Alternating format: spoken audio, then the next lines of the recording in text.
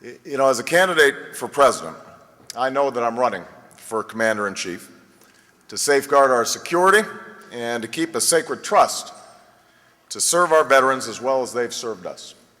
There's no responsibility that I take more seriously, because America's commitment to our servicemen and women begins at enlistment, and it must never end.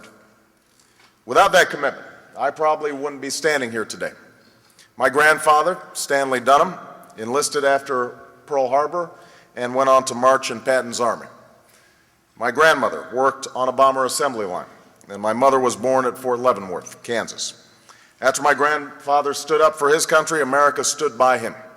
He went to college on the GI Bill. He bought his first home with the help of the FHA and moved his family west to Hawaii, where he and my grandmother helped raise me. Today, he's buried in Punch Bowl Cemetery, the National Memorial Cemetery of the Pacific, where 776 victims of Pearl Harbor are laid to rest. Now, I knew my grandfather when he was older, but I think about him now and then as he was as an enlisted man, a man of 23, fresh-faced with an easy smile, about not much, just about the same age probably as Eric. And when I meet young men and women signing up to serve today, I think about him. These sons and daughters of America are the best and the bravest among us. They're part of an unbroken line of heroes that overthrew a king, freed the slaves, faced down fascism, and fought for freedom in Korea and Vietnam, from Kuwait to the Balkans. Today, they are serving brilliantly in the face of grave danger in Afghanistan and Iraq and around the world.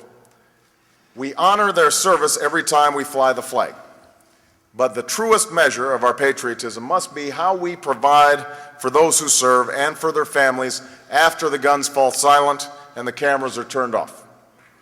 And over the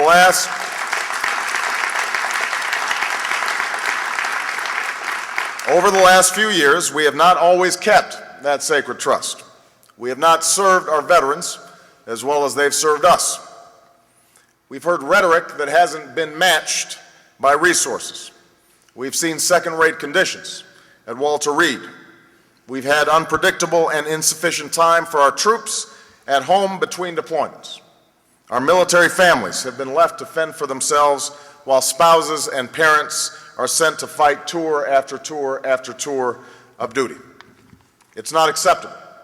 You cannot lead this country into war and then fail to care for those who've served and for their families.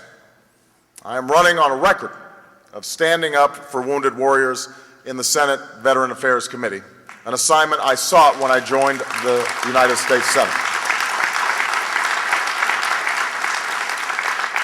I led a bipartisan effort to improve outpatient facilities, slash red tape, and reform the disability process, because recovering troops should go to the front of the line and they shouldn't have to fight to get there.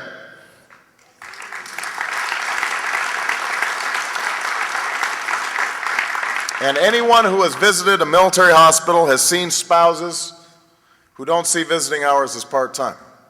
That's why I passed legislation to give family members health care while they care for injured troops, and introduced a bill to give family members protection so they don't have to choose between caring for a loved one and keeping a job. That security is the least we owe to our military families. I've also worked to confront the signature injuries of the wars in Iraq and Afghanistan: post-traumatic stress disorder and traumatic brain injury. For so many troops and their families, the war doesn't end when they come home. Just the other day, we learned that the Army had a record number of suicides last year. 115 soldiers took their own life in 2007. That's a staggering reminder of the terrible cost of war. The Pentagon and the VA are still unprepared to treat the unseen wounds of battle. We know that psychological injury increases with each additional tour of duty, and that our troops are not getting the support that they need. Too many are falling through the cracks in the system, and that's why I've passed measures to increase screening for those unseen wounds and helped lead a bipartisan effort to stop the unfair practice of kicking out troops who suffer from them. And when I'm president, we'll enhance mental health screening and treatment at all levels, from enlistment to deployment to reentry into civilian life. And we all know that the sacred trust does not end when the uniform comes off. That's why it's time to build a 21st century VA.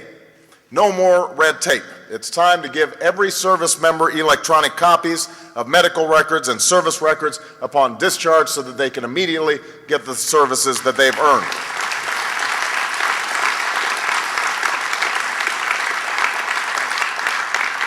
No more shortfalls. We'll fully fund VA health care. No more delays. We'll pass on-time budgets. No more means testing. It's time to allow every veteran into the VA system. I am tired of hearing stories about vets navigating a broken veterans bureaucracy. We need to hire additional workers and create an electronic system that is fully linked up to military records and the VA's health network. And I will have a simple principle for veterans sleeping on our streets: zero tolerance for homeless veterans. I fought for this in the Senate.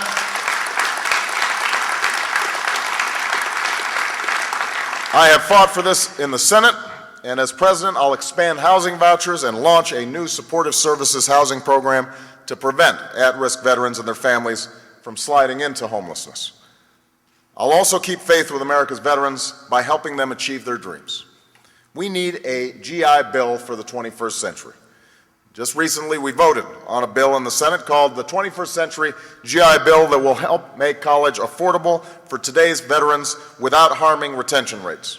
This bill was proposed by my friend and a veteran, Senator Jim Webb, and supported by leaders of both parties. It updates the original GI Bill that gave veterans like my grandfather the chance to go to college after World War II. Now, thanks to bipartisan support, the bill passed by a vote of 75 to 22. But John McCain, like George Bush, opposed it, even though John McCain didn't come back for the vote. Now, I have the greatest respect for John McCain's service to this country, but I don't understand why he would side with George Bush in opposing a bipartisan bill that does so much to make college affordable for veterans. George Bush and John McCain may think that the bill is too generous, but I could not disagree more. We have an obligation to do everything that we can to extend opportunity to those who serve. And doing so will not only help us with recruitment, not only will it help veterans live out their dreams, but that's what built the middle class in this country, was the ability to train a new generation after they'd come back from war. That's the promise that we must keep, and I will continue to fight to give those who've defended America the same chance that America gave my grandfather after he'd fought in war.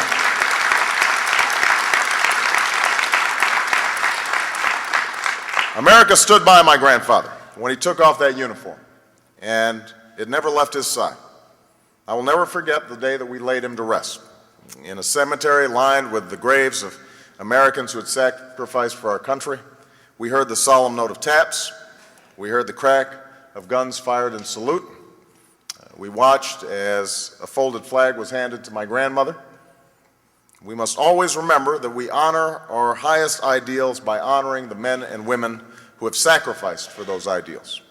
That is the work that lies before us, and that is what I will do every single day as Commander-in-Chief. I will have no greater calling than standing by those who've answered our country's call when I'm President of the United States of America. Thank you very much, everybody. God bless you. God bless America. Thank you. Thank you.